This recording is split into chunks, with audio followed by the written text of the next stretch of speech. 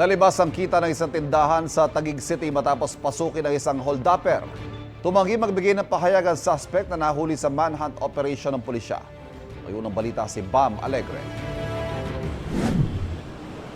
Tulala pa rin ang mag-asawang ito matapos silang mabiktima ng robbery hold-up sa barangay Pinagsama, Taguig City pasado alas 7 kagabi. Binabantayan daw nila noon ang kanilang tindahan ng cosmetic products nang biglang pumasok ang isang naka-helmet na lalaki.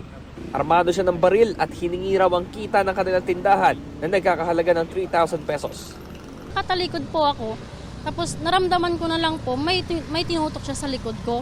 Kasi nga po nakatalikod ako, hindi ko alam kung anong tinutok niya.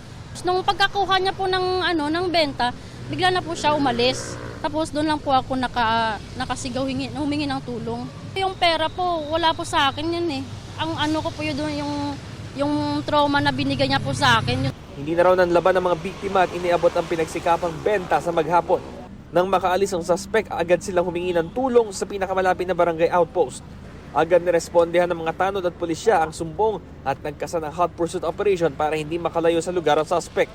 Na-corner ng mga otoridad ng suspect. Nakuha rin ang nanakaw na halaga pati ang ginamit niyang baril. In-interview din namin yung suspect, no? Isa daw siyang security guard ang kanyang trabaho at nagawa lamang daw niya po yun dahil nalulung siya sa sugal at marami ng utang. Marin po natin binabalaan ang ating mga kababayan, no, na kung sila'y nabaon sa utang ay wag ho kakapit sa patalim.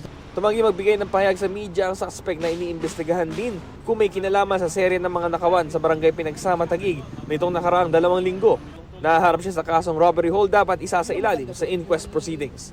Ito ang unang balita, Bam Alegre para sa GMA Integrated News. Kapuso, huwag magpapahuli sa latest news and updates. Mag-iuna ka sa balita at mag-subscribe sa YouTube channel ng GMA Integrated News.